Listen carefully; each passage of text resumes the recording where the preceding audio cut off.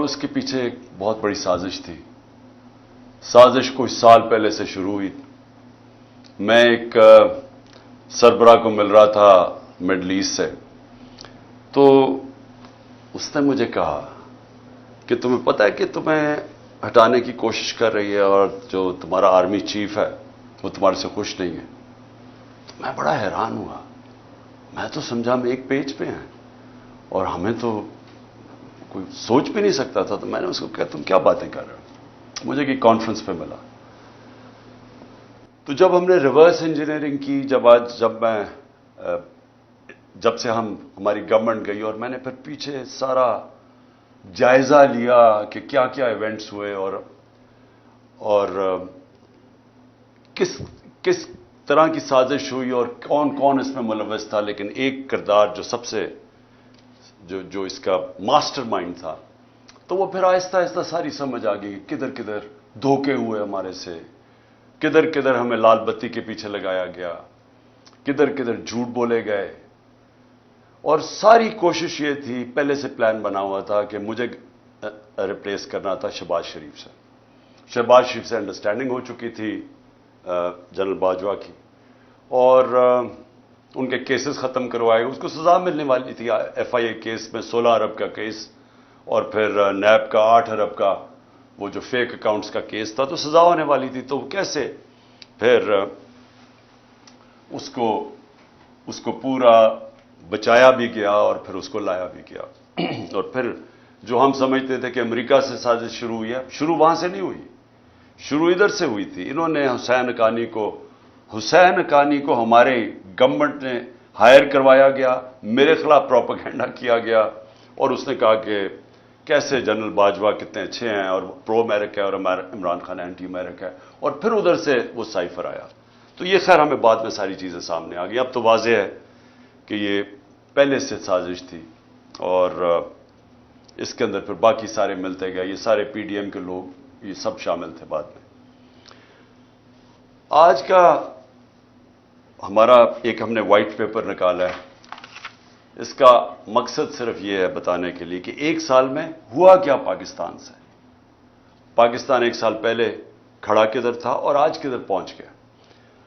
تو میں یہ چاہتا تھا کہ آج اپنی قوم کے سامنے موٹی موٹی چیزیں رکھوں کہ ایک بند کمرے میں تھوڑے سے لوگوں نے مل کے فیصلہ کر کے آج جدھر پاکستان کو پہنچا دیا ہے، تو قوم کو کم از کم پتہ چلے کہ قوم سے ہوا کیا ہے. سب سے پہلے جیسے اور پاکستان کھڑا کدھر، سال پہلے کدھر کھڑا تھا. ایک تو اکنامک سروے میں آپ ساری چیزیں دیکھ سکتے ہیں جو پاکستان کی جو ہر سال معیشت کے اوپر جو ایک سروے چھپتی ہے، اس میں یہ سب چیزیں آ جائیں گی. لیکن جو موٹی موٹی چیزیں یہ ہیں کہ ایک اکانومی جو بینکرپٹ تھی 2018 میں، سب سے بڑا بیرونی خسارہ تھا کرنٹ اکاؤنٹ ڈیفیسٹ تقریباً 20 ارب ڈالر کا.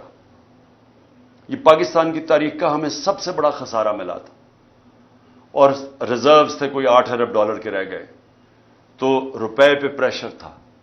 اس مشکل وقت پہ گورنمنٹ ملی، پہلے سال سٹیبلائز کی، دوسرے 2 سال کرونا سے ہمیں ڈیل کرنا پڑا. اب کرونا یہ یاد رکھیں کہ دنیا میں جو اس نے تباہی مچائی ہے، دنیا کی اکانومیز میں تباہی مچائی ہے، یہ کبھی سب کے سامنے ہے. یہ آپ بڑے آرام سے دیکھ سکتے ہیں کہ منفی میں چلی گئی گروتھ ریٹ. ہندوستان 7% پہ آگے بڑھ رہا تھا، وہ منفی میں چلا گیا. تو پاکستان نے جس طرح کرونا کا مقابلہ کیا، دنیا نے اکنالج کیا. دنیا کے World Economic Forum, Economist magazine, ہر فورم کے اندر ورلڈ ہیلتھ آرگنائزیشن نے اکنالج کیا کہ پاکستان ان چند ملکوں میں تھا، ٹاپ 3 ملکوں میں، جنہوں نے سب سے بہتر طریقے سے اتنا بڑا ایک کرائسس تھا اس کو سنبھالا. میں یہ صرف سوچ رہا ہوں کہ جو ان کی 1 سال کی کارکردگی ہے، اگر یہ خدا نہ خواستہ ہوتے تب تو انہوں نے کیا کرنا تھا. انہوں نے جو ملک سے ابھی کیا ہے، سوچیں ابھی تو کرائسس تو ان کو کوئی ملا ہی نہیں ہے. کرائسس تو سارے ہمیں ملے تھے کیونکہ کرونا کا کرائسس ہم نے ڈیل کیا. انہوں نے جو بینکرپٹ کر کے گئے وہ ہم نے اکانومی کھڑی کی. تو اگر یہ وہاں ہوتے تو انہوں نے سب سے پہلے تو لاک ڈاؤن لگا دینا تھا ان کی سٹیٹمنٹس آ کے بند کر دو پاکستان کو. تو اگر وہ بند کر دیتے, آگے مشکل حالات تھے, تو یہاں تو لوگوں نے بھوکے مر جانا تھا. تو ہم نے جو اسمارٹ لاک ڈاؤن ان کی تنقید بھی سنی, تو شکر کریں کہ یہ اللہ نے ان کو تب وہاں نہیں رکھا ہوا تھا. اس کے بعد آخری 2 سال 5.7% پہ ہماری اکانومی اوپر گئی اور 6% پہ اوپر گئی. اور یہ یاد رکھیں کہ 17 سال میں بہترین پاکستان کی اکنامک پرفارمنس تھی.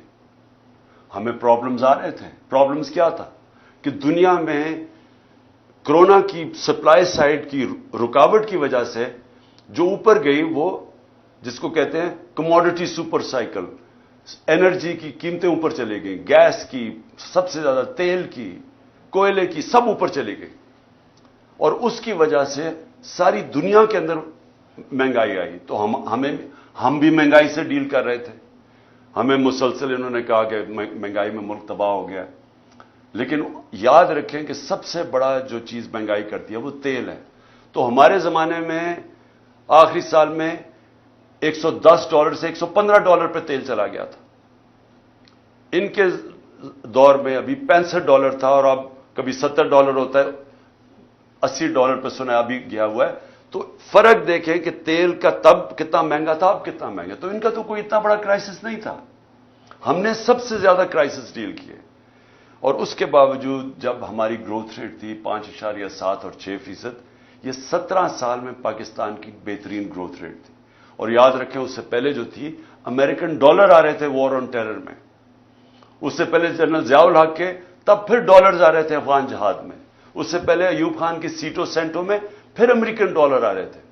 یہ امریکن ڈالرز آنے کے بغیر پاکستان کی گروتھ 5.7 اور 6% تھی. جو ہم نے تیل کی قیمتیں, پٹرول اور ڈیزل کی قیمت نیچے رکھی, وہ کیوں رکھی تھی؟ کیونکہ ہم سمجھ رہے تھے کہ ببل ہے, یہ تھوڑی دیر کے نیچے آ جائے گا, لیکن ہماری اکانومی اتنا اونچ نیچ نہیں دے سکتی, اس لیے ہم نے سبسڈائز کی. کیونکہ ہم نے روس سے جب میں وہاں گیا, میں نے صدر پوٹن سے جب ملاقات ہوئی, ہم نے ان کو بتایا کہ ہمارے ملک میں یہ آپ کی ٹینشن کی وجہ سے تبھی تیل کی قیمتیں اوپر چلی گئی تھی. تو انہوں نے پھر اپنا انرجی منسٹر بھیجا, حماد اظہر سے ملاقات ہوئی, اور ہماری انڈرسٹینڈنگ یہ تھی کہ ہم نے جس طرح ہندوستان سستا تیل روس سے لے رہا تھا, پاکستان نے بھی لینا تھا. اور بدقسمتی سے آتے ساتھ ہی آپ کو پتا ہے کہ سازش شروع ہو گئی. واپس آئے تو ووٹ آف نو کانفیڈنس ہو گئی, اور اس کے بعد ہماری گورنمنٹ چند ہفتوں میں چلی گئی. تو وہ بیچ میں ہی چیزیں رہ گئی.